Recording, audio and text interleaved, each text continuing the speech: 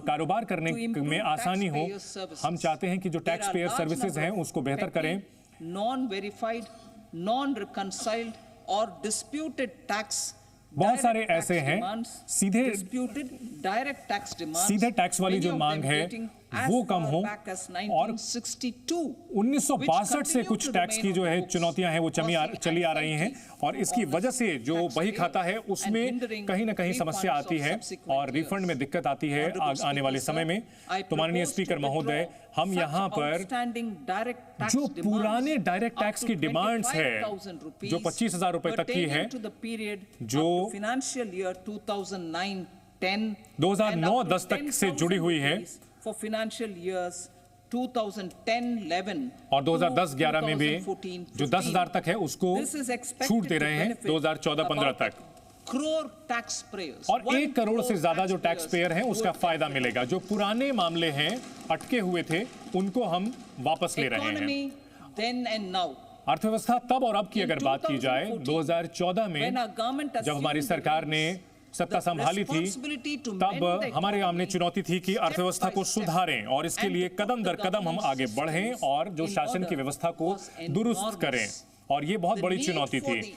उस वक्त हमारे सामने जरूरत थी कि हम लोगों को उम्मीद दें ताकि निवेश बढ़े और जो सुधार है उसके लिए हम मजबूत समर्थन इकट्ठा कर सकें। और हमारी सरकार ने बिल्कुल ये ऐसा किया है और हमने राष्ट्र प्रथम की नीति पर चलते हुए इसे हासिल किया है, और उस समय की जो चुनौतियां थी उनको हमने पार कर लिया है। और अब जो देश की अर्थव्यवस्था है वो पूरी तरह से पटरी पर है और उच्च विकास दर की ओर आगे बढ़ रही है, और ये विकास दर टिकाऊ है और हम तेजी से विकास करेंगे।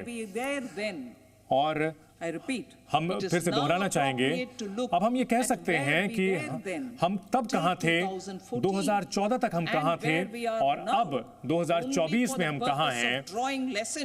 और हमने कई जो सबक लिए हैं और उस समय जो खराब व्यवस्था थी उससे हमने सबक लिया है। इसके लिए हम एक श्वेत पत्र भी सदन में रखेंगे, व्हाइट पेपर यानी श्वेत पत्र भी हम रखेंगे तब और अब की सिचुएशन को सामने रखते हुए। सरकार की जो शासन व्यवस्था है उसका बेहतरीन प्रदर्शन रहा है और बेहतरीन तरीके से हमने जो है लोगों को फायदा दिया है, और इससे लोगों में सरकार के प्रति भरोसा बढ़ा है, और हमने यह सुनिश्चित किया है कि विकसित भारत का लक्ष्य हम हासिल करेंगे चाहे कुछ भी हो जाए, और हम मजबूती से कदम उठाते रहेंगे। और इसी के साथ माननीय स्पीकर महोदय, हम अंतरिम बजट को इस सदन के सामने रखते हैं। जय Hind.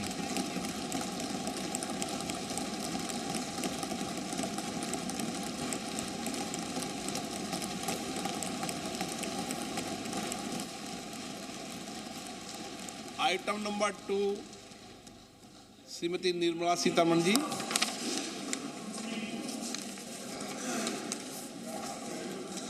So, with your permission, I rise to lay on the table the following सदन पर रखना चाहते हैं, कुछ under Section 3 स्टेटमेंट रखना चाहते हैं। Responsibility and Budget Management Act वित्तीय 2003, रिस्पॉन्सिबिलिटी और बजट एक्ट के तहत Fiscal Policy Strategy Statement and Macroeconomic और Framework Statement. व्यापक मैक्रो इकोनॉमिक जो फ्रेमवर्क है वो हम आपके सामने रखना चाहते हैं।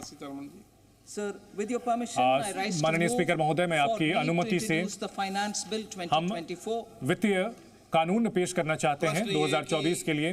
विधेयक को पुनर्स्थापित करने की अनुमति प्रदान की जाए। जो सदस्य इसके पक्ष में हाँ कहें, जो सदस्य विरोध में ना कहें। मेरे विचार में निर्णय हाँ वालों के पक्ष हुआ, हाँ वालों के पक्ष हुआ।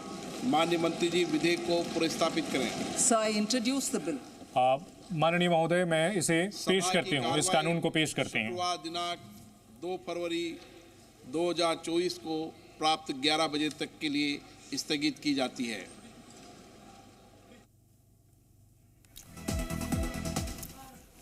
तो बड़ी खबर ये कि लोकसभा की कार्यवाही स्थगित कर दी गई है क्योंकि बजट पूरा पेश कर दिया गया है। और क्या क्या उम्मीदें किसको थी, क्या आया बजट में, ये तमाम जानकारियां हम आपको दे रहे हैं।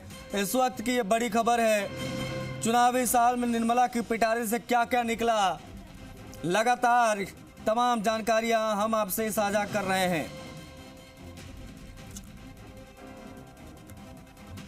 टैक्स स्लैब में कोई बदलाव नहीं, ये कुछ महत्वपूर्ण चीजें हैं। टैक्स स्लैब में कोई बदलाव नहीं, क्योंकि 7 लाख तक का टैक्स जो था वो मुफ्त था, टैक्स स्लैब के बाहर मामला, और अब कोई बदलाव इसमें नहीं किया गया है क्योंकि हाल फिलहाल में इसमें छूट दी गई थी।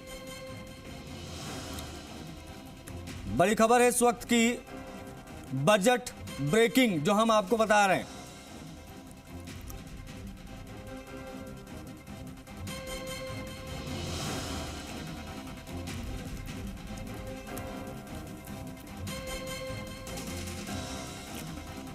टैक्स स्लैब में कोई बदलाव नहीं किया गया है। 40,000 नॉर्मल रेल डिब्बे वंदे भारत जैसे कोच में बदलेंगे।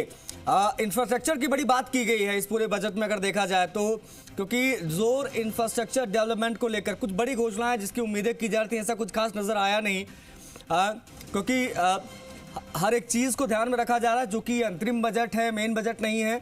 अब ऐसे में जो टैक्स पेयर्स हैं, जो आयकर दाता जिनको कहते हैं, उनको कोई राहत नहीं मिली है, क्योंकि उम्मीदें की जा रही थी कि हो सकता है कुछ और इसमें राहत मिले, लेकिन इनकम टैक्स में कोई बदलाव नहीं है, एज इट इज रहेगा।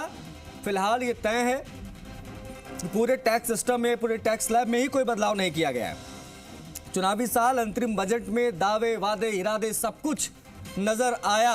अब ऐसे में जो महत्वपूर्ण चीजें हैं वो हम आपको बता रहे हैं। इनकम टैक्स स्लैब में कोई बदलाव नहीं किया गया है, मतलब आयकर दाताओं को कोई राहत नहीं दी गई है, लेकिन जो इंफ्रास्ट्रक्चर डेवलप